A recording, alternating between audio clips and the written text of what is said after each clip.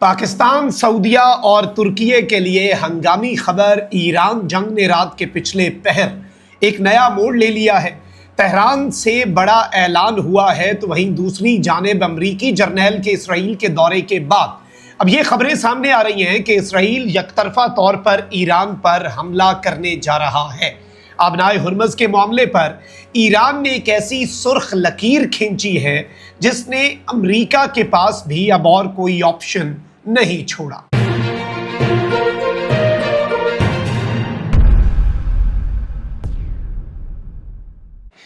बिस्मिल्लाहिर्रहमानिर्रहीम, अस्सलाम वालेकुम। मैं हूं मखदूम शहाबुद्दीन। 9 अगस्त 2026 इतवार का दिन।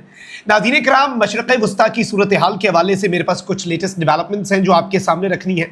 पाकिस्तान ने एक मरतबा फिर सालसी की बहुत ज़्यादा कोशिश की और कशीदगी कम करवाने के लिए पाकिस्तान का सालसी का किरदार बहुत ही अहम रहा। अमरीकी और ईरानी मुज़ाकरात कार जो हैं उन्हें इस्लामाबाद में हमने इकट्ठा किया, जिसके बाद एक सिलसिला शुरू हुआ जो कि इस्लामाबाद MOU पर जाकर रुका। उसके बाद फिर कुछ खिलाफ वर्जियाँ हुई। जिस वक्त मैं ईरान में मौजूद था, जनाजे के दिनों के दौरान ही आबनाए हुर्मुज़ में कशीदगी हुई, जंग दोबारा से छिड़ गई, सूरत हाल तशवीशनाक हो गई और उसके बाद से अब तक डेडलॉक है।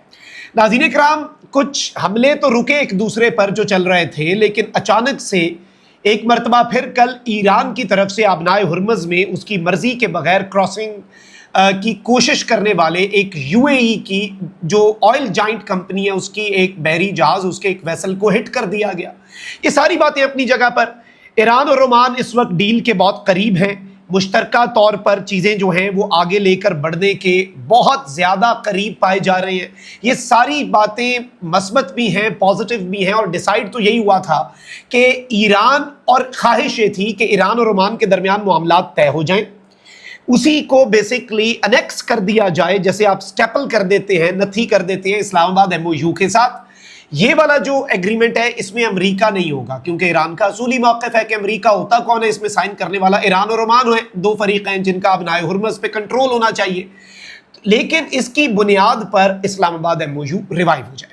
लेकिन ईरान जो है उसने कहा है कि देखिए, हमारा ओमान के साथ मामला तय होना उसका मतलब तो ये नहीं है कि हम अमेरिका के लिए और पूरी दुनिया के लिए आबनाए हुर्मुज़ खोल दें।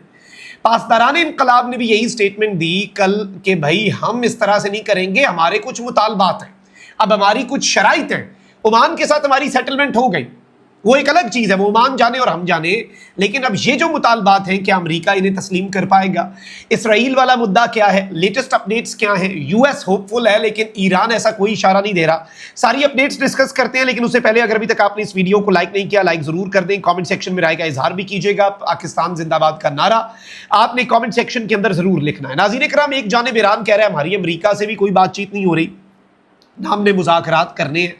ओमान के साथ हमारी बातचीत आखिरी मरहले में है, लेकिन उसके बावजूद अगर ओमान और हम कोई एग्रीमेंट या फ्रेमवर्क पे मुत्तफिक भी हो जाते हैं तो हम तो आबनाए हुर्मुज़ नहीं खोलेंगे। इसके बावजूद JD वैंस साहब क्या कहते हैं जी कि अमेरिका और ईरान के दरमियान मुज़ाकरात में पेशरफ्त हुई है, ताहम उन्होंने वाज़े किया कि तनाज़ा अभी ख़त्म नहीं हुआ। फॉक्स न्यूज़ को दिए गए इंटरव्यू में JD वैंस ने कहा कि ये सूरत हाल अभी अपने इख्तिताम तक नहीं पहुंची, ताहम अपने अवाम के बेहतरीन मफाद के लिए सिफारती, मुआशी और फौजी ज़राए इस्तेमाल करते रहेंगे। वैंस ने कहा कि ईरान को शदीद नुकसान पहुँच रहा है और वो इस मामले को ख़त्म करना चाहता है, लेकिन असल सवाल यह है कि आया ईरानी निज़ाम वो शराइत पूरी करने के काबिल है जो अमेरिका इस तनाज़े के नतीजे में ज़रूरी समझता है। उन्होंने कहा कि इसका फैसला होना भी बाकी है। उन्होंने बताया कि मौजूदा मुज़ाकरात में एक अहम मौजू आबनाए हुर्मुज़ से ज़्यादा तेल और गैस की तरसील को यकीनी बनाना है। लेकिन नाज़रीन इकराम, फारस न्यूज़ जो है ईरान का, उसने एक बॉम्बशेल न्यूज़ दी है और ईरान ने 9 कंडीशंस जो हैं वो रख दी हैं आबनाए हुर्मुज़ खोलने के हवाले से, जिनमें सबसे बड़ी चीज़ क्या है? ईरान के चंद अरब डॉलर के असासे हैं, चंद अरब डॉलर के जो मुंजमद हैं, मुंजमद असासे पीछे रह गए। सबसे इंटरेस्टिंग चीज क्या है? ईरान कह रहा है कि अब ओमान के साथ हमारी सेटलमेंट होगी, उस पर अमल दरामद तो तब शुरू होगा, आबनाए हुर्मुज़ तो हम तब खोलेंगे अगर हमारे 9 मुतालबे माने। मैं 9 मुतालबे आपको सुनाता हूं और आपने कहना है और आपने बताना है कि ये जो 9 मुतालबात हैं क्या अमेरिका ये तस्लीम कर पाएगा। एक तो यह है कि 300 अरब डॉलर जो है वो ईरान के जो नुकसानात हुए हैं उनकी कंपनसेशन, $300 बिलियन। इसके साथ ही साथ सुनते जाते हैं जी, ईरान की कंडीशंस, और ईरान ने बड़ी स्ट्रॉन्ग पोजीशन ली है। क्यों? क्योंकि ईरान को लगता है कि वो पोजीशन ऑफ स्ट्रेंथ में है। क्योंकि अब अमेरिका की रिपोर्टें आ रही हैं कि असला तो उनके पास खत्म हो जाना है, ईरान के पास खत्म करना था, लेकिन ईरान के पास तो नहीं हुआ खत्म। तो ईरान को अब बार्गेनिंग में एक और अपर हैंड हासिल हो चुका है। अमेरिका ने दोबारा कॉन्फ्लिक्ट शुरू किया कि मजीद दबाएंगे, कोई ईरान हमें फायदा देगा। ईरान कह रहा है उल्टा, अब तुम एक्सपोज हो गए हो, तुम्हारी वल्नरेबिलिटीज एक्सपोज हो गई हैं। तो अब पहला है कि अमेरिका के थ्रेट्स और ईरान की इंसल्ट करने का सिलसिला जो है ट्रंप वो रोके। दूसरा, परमानेंट एंड है अमेरिका की जंग का ईरान के खिलाफ, और ईरान के इत्तेहादी चाहे वो लबनान में है, फलस्तीन में है, यमन में है या इराक में है, जो भी गिरोह हैं उनके खिलाफ भी अमेरिका अपनी जंग रोके। तीसरा, नेवल ब्लॉकेड जो ईरान का इस वक्त भी जारी है वो हट जाए और अमेरिका अपनी फोर्सेस को विड्रॉ कर ले। चौथा, जो वॉर के दौरान ईरान के डैमेजेस हुए, नुकसानात हुए, उनके अजाले के लिए $300 अरब कंपनसेशन दी जाए। पांचवा, ईरान के ऊपर से तमाम तर सैंक्शंस जो हैं वो हटा दी जाएं। छठा यह है कि unconditional release of all frozen assets, Iran के जितने असासे मुंजमद हैं उनको गैर मशरूत, कोई शर्त नहीं कि यहां से पैसे छोड़ेंगे, इससे ये काम करना है, पैसा हमारा है, गैर मशरूत तौर पर आपने हमारे जो असासे हैं उनको अनफ्रीज करना है। सातवां, ईरान का ये राइट होगा कि यहां से जो कार्गो गुजरेगा उस पर ईरान 7% टैक्स ले सकेगा। आठवां, अमेरिका और इसराइल के वेसल्स यहां से गुजर ही नहीं सकेंगे, हमेशा हमेशा के लिए उन पे बैन होगा।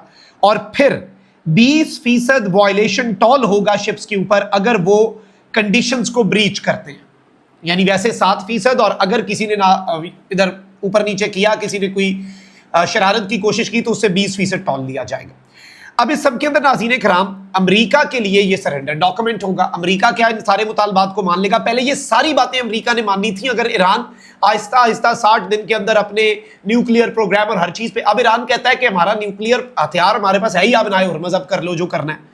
और इसमें एक और डेवलपमेंट ये हुई है कि सेंटकॉम का कमांडर एडमिरल ब्रैड कूपर जो है वो इसराइल में आया है, वहां पर उसकी IDF चीफ और चीफ ऑफ स्टाफ एयाल ज़मीर से मुलाकात हुई है, और वो बहरीन और UAE में था, वहां से फिर आया इसराइल, और इस सब के अंदर इन्होंने कुछ असेसमेंट्स भी की हैं। लेकिन अब बताया जा रहा है कि अमेरिका अभी भी जंग में दोबारा तो नहीं आना चाहता, लेकिन इसराइली चैनल 13 ने यह खबर दी है कि अमेरिका जो है उसके हवाले से इसराइल की ये असेसमेंट है कि वो अब जंग में दोबारा उस तरह से नहीं आना चाहता, इसीलिए इसराइल जो है it is preparing to strike Iran on its own.